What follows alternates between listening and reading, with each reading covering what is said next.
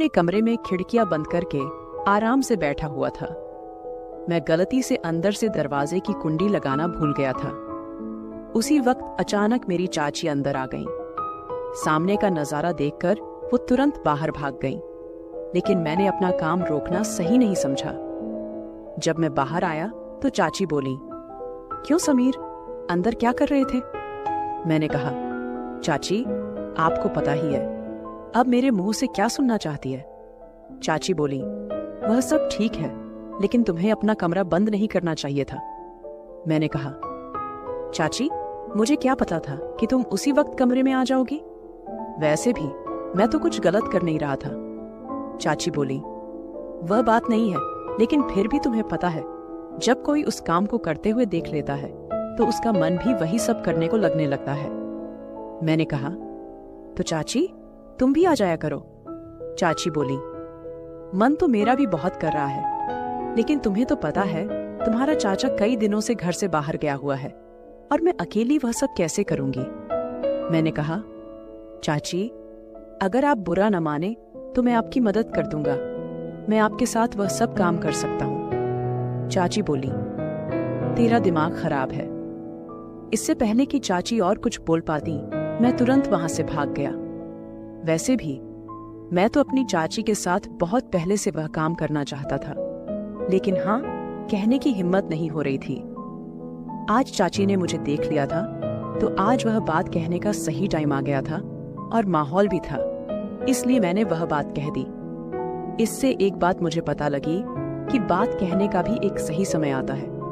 उस समय बात कर लेनी चाहिए। उस समय आपकी बात पूरी होने के बहुत चांस होते हैं। एक दिन चाचा और चाची छत पर काम कर रहे थे। मैं उन्हें यह सब करते हुए देख रहा था। मैंने कुछ देर खड़े होकर देखा। मेरे सामने फेस टू फेस एक फिल्म चल रही थी। मुझे चाचा चाची को देखकर बहुत मजा आ रहा था। चाचा अपनी सारी जान लगाकर काम कर रहा था। उस समय मेरी शादी नहीं हुई थी। मैं 22 साल का हूँ और मेरी चाची बहुत खूबसूरत थी। वह हमेशा मेरे साथ मजाक मस्ती करती रहती थी। चाची और मेरे बीच एक अच्छा दोस्ती वाला रिश्ता था। जब चाची हमारे घर में नई नई आई थी तो उनमें बहुत घमंड था, और घमंड होना भी चाहिए था क्योंकि वह किसी से कम नहीं थी। चाची की ऊंचाई और लंबाई बहुत थी। उनकी आंखें गोल और भरी भरी थीं। जब वह एक साथ मेरे की तरफ देखती तो मेरा सीना चीर कर रख देती थी। जब मैं कोई बात करता तो वह मुंह टेढ़ा कर लेती थी। तब से मैं समझ गया था कि चाची में खूबसूरती का घमंड भरा हुआ है। चाचा एक प्राइवेट कंपनी में काम करते थे। जहां वो काम करते थे वह हमारे घर से 50 किलोमीटर दूर था। उन्हें वापस आते आते आधी रात हो जाती थी। कभी कभी तो वो घर वापस नहीं आते और वहीं ठहर जाते थे। वो बस अब वहीं रहने का प्रबंध कर रहे थे, क्योंकि घर रोजाना आना जाना बहुत दूर पड़ जाता था। जब चाचा जी वापस नहीं आते थे तो चाची अपने कमरे में अकेली रहती थी। मैंने चाची को कई बार अकेले देखा था और उन्हें देखकर ही मैंने भी महसूस किया कि मेरे चाचा आधी रात घर आते हैं, कभी काम करते हैं और कभी नहीं। जितनी चाची को प्यार की जरूरत थी, चाचा उतना प्यार चाची को नहीं दे पा रहे थे। यह बात मुझे पूरी तरह से समझ आ गई थी। एक दिन सुबह मैंने देखा चाची बहुत उदास लग रही थी, तो मैंने उनसे पूछा, क्या हुआ चाची, आप उदास लग रही हैं? चाची बोली, मेरी तबीयत कुछ ठीक नहीं लग रही। फिर मैंने उनके लिए मेडिकल स्टोर से दवाई ले आई। दवाई खाकर चाची अपने कमरे में चली गई।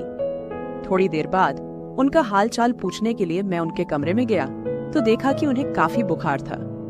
मैंने कहा, चाची, चाचा जी आज घर नहीं आएंगे?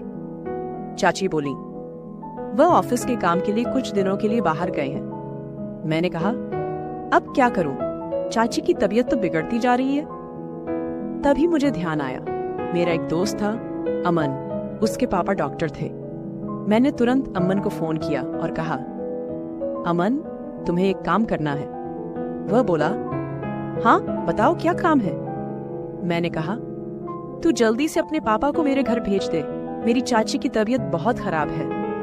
वह बोला, ठीक है यार, मैं अभी भेज देता हूँ। थोड़ी देर बाद अमन के पापा आ गए। उन्होंने चाची को एक इंजेक्शन लगा दिया और कुछ दवाइयां लिखी। करीब 1 घंटे बाद चाची को आराम मिल गया। फिर सुबह मैं बाथरूम जा रहा था तो चाची बोली, समीर 1 मिनट आओ मेरे पास। मैं उनके पास गया। चाची बोली, मुझे माफ कर दो। मैंने पूछा, किसके लिए? तो चाची बोली, जब से मैं इस घर में आई हूँ एक बार भी तुझसे सीधे मुंह बात नहीं की और तू मेरा कितना ख्याल रखता है ये कल मुझे पता चला जब मेरी तबीयत खराब थी। मैंने कहा, चाची कोई बात नहीं, मैं तो तुम्हें अपनी ही मानता हूँ। फिर मैंने सोचा कि चाची तुझे अपने दिल की बात कह दूं, यही सही मौका है। लेकिन मैंने सोचा अभी दिल की बात बताना बेवकूफी होगी, क्योंकि अभी तो चाची मेरी ओर बात करने लगी है। अगर मैं अभी बता दूंगा तो बहुत जल्दी हो जाएगा और चाची भी नहीं कर सकेंगी, इसलिए पहले चाची के साथ और ज्यादा प्यार पाना पड़ेगा। इसके बाद चाची और मेरे बीच एक अच्छी दोस्ती हो गई। मैं चाची की हर बात मानता और जो भी काम वो कहती मैं दौड़ दौड़ कर देता। चाची अब मेरे प्रति थोड़ी ज्यादा आकर्षित होने लगी थी। एक दिन चाची ने मुझसे कहा, समीर तुम्हारा चाचा तो कभी कभी ही घर आता है, तुम रात को मेरे कमरे में आ जाया करो, हम दोनों बातें कर लेंगे या एक साथ बैठकर फिल्म देख लेंगे। अकेले में मेरा कमरे में जी नहीं लगता। मैंने अपने मन में सोचा, लो चाची मुझे हिंट दे रही हैं। डायरेक्ट कहने से तो अब मुझे और भी आसान हो गया।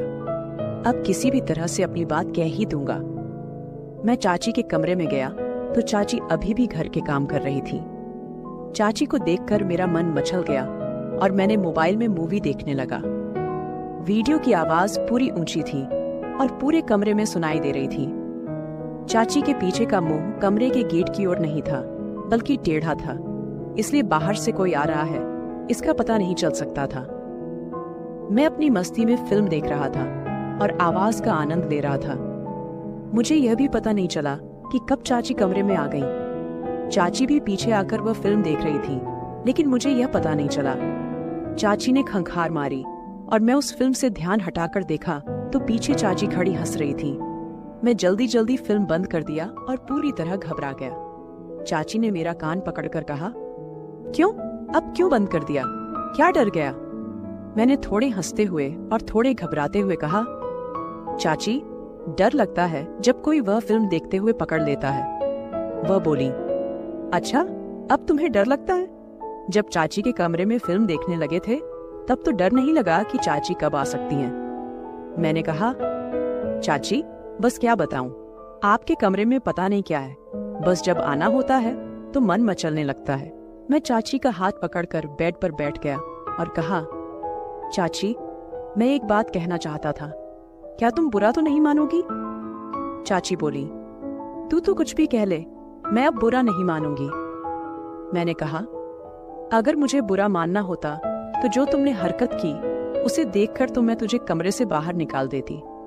मैंने थोड़ी नजरें झुका ली और फिर कहा, चाची जब तुम पहली बार इस घर में आई थी तब से मुझे तुम बहुत अच्छी लगती हो। चाची बोली, अच्छा जी, तो फिर क्या करें? मैंने कहा, चाची मैं तुम्हारे साथ एक बार। चाची बोली, समीर पर यह कैसे हो सकता है? अगर ये बात तुम्हारे चाचा को पता लग गई तो वो मुझे नहीं छोड़ेंगे। मैंने कहा, चाची हम घर वालों की नजर से छुपकर काम करेंगे।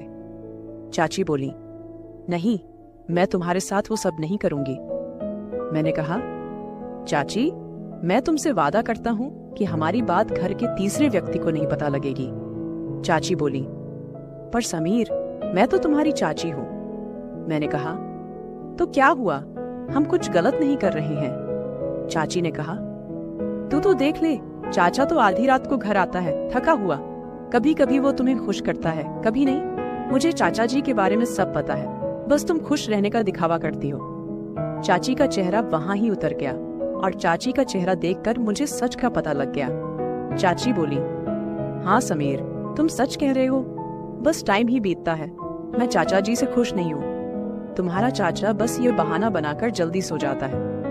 इतनी दूर से चलकर आया, अब मैं थक गई हूँ, मुझे नींद आ रही है। रोज रोज तो मैं उन्हें खुश करने के लिए फोर्स भी नहीं कर सकती। उन्हें खुद ही सोचना चाहिए कि वो मेरा ख्याल रखें। वो तो बस तब प्यार करते हैं जब उनका मूड होता है। उन्हें मेरी तो थोड़ी भी फिक्र नहीं होती कि अब मेरा मूड है या नहीं। वो बस अपना ही देखते हैं। इन बातों को सुनकर मैं चौंक गया। मैंने कहा, चाची, तभी तो मैं तुम्हारी इतनी फिक्र करता हूँ, तभी तो मैं कह रहा हूँ कि मैं तुम्हें खुश कर सकता हूँ। चाची, मैं तुम्हारी हर एक फीलिंग को समझता हूँ। तब चाची ने मेरा हाथ पकड़कर उसे कसकर दबाते हुए कहा। जब चाची ने मेरा हाथ दबाया तो मुझे पता लग गया कि चाची अंदर कितनी तड़प रही है। चाची ने कहा, अच्छा समीर, तुम इतनी फीलिंग्स समझते हो, कितने समझदार हो गए हो। मैंने तो कभी तुम्हारी ओर ध्यान नहीं दिया। मैंने कहा, हाँ चाची, मैं तुम्हें पूरी तरह समझता हूँ। चाची बोली, चल मैं सोचकर बताती हूँ, अब तुम अपने कमरे में जाओ। जिस हिसाब से चाची ने मुझे कमरे में भेजा वह मुझे पसंद नहीं आया। मेरा पूरा मूड खराब हो गया। लगा था अब कुछ भी नहीं हो सकता था। अगले दिन मैं सुबह बाथरूम में नहाकर बाहर निकला। उस समय ही चाची भी आ गई। वो बोली, आज बड़ा स्मार्ट लग रहा है मेरा समीर। मैंने कुछ नहीं कहा और अपने कमरे में चला गया। मैं चाची से नाराज था। थोड़ी देर बाद चाची मेरे कमरे में आई और बोली, क्या हुआ समीर, तुम मेरे से नाराज हो गए? मैंने कहा, आप मेरे पास जाएं, अपने काम करें। मैं आपके साथ कोई बात नहीं करना चाहता। फिर मैं अपने काम के लिए बाहर चला गया। जब मैं शाम को घर वापस आया तो देखा कि चाचा जी भी घर आ चुके थे। मेरा मूड और भी खराब हो गया, क्योंकि अब मेरा सपना सपना ही रह जाएगा। चाचा ने मुझे देखकर कहा, समीर कैसे हो? मैंने कहा, ठीक हूँ चाचा जी। फिर मैं अपने कमरे में चला गया। थोड़ी देर बाद चाचा ने मुझे बुलाया और बोले, आजा समीर, खाना खा ले। फिर हम बैठकर खाना खाने लगे। मैं चाची की ओर नजरें मार रहा था। चाची मुझे देखकर मुस्कुराने लगी और चुप रहने का इशारा करने लगी। चाचा ने मुझसे पहले खाना खा लिया और फिर अपने कमरे में चले गए। मैं धीरे धीरे खाना खा रहा था। तब चाची मेरे पास आकर बोली, क्या बात है समीर, तुम मुझसे नाराज हो? मैंने कहा, हाँ। वो बोली, तू मेरी बात क्यों नहीं समझ रहा? यह गलत है। मैंने कहा, इसमें गलत क्या है? चाची बोली, तू अपने कमरे में जा, खाना खाकर सो जा। मैंने कहा, मैं सोऊंगा कि जागूंगा, आपको इससे क्या? और मैंने कहा, मैं आज रात छत पर ही बैठा रहूंगा, बिल्कुल नहीं सोऊंगा। यह कहकर मैं अपने कमरे में चला गया। मैंने ठान लिया था कि चाहे कुछ भी हो जाए, एक बार तो अपना सपना पूरा करके ही रहूंगा। जब सब सो गए, मैंने अपने कमरे का दरवाजा जोर से खोला ताकि चाची को पता लग जाए कि मैं छत पर जा रहा हूं। फिर मैं छत पर चला गया। मैं वहां 2 मिनट तक बैठा रहा। तभी मुझे पायल की आवाज सुनाई दी। पीछे मुड़कर देखा तो चाची छत पर आ रही थी।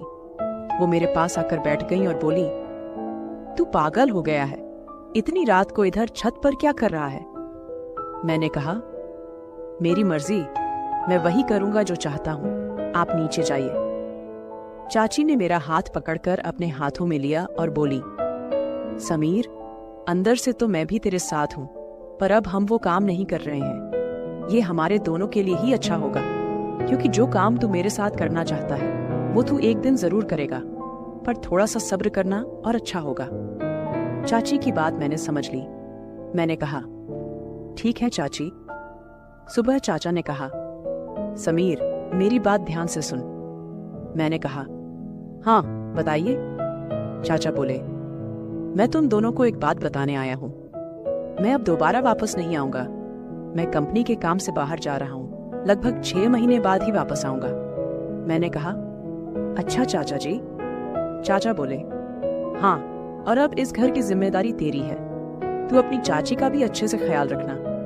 मैंने कहा, चाचा जी, आप बेफिक्र रहें, मैं इस घर की जिम्मेदारी संभाल लूंगा और इसे खुद ही संभालूंगा।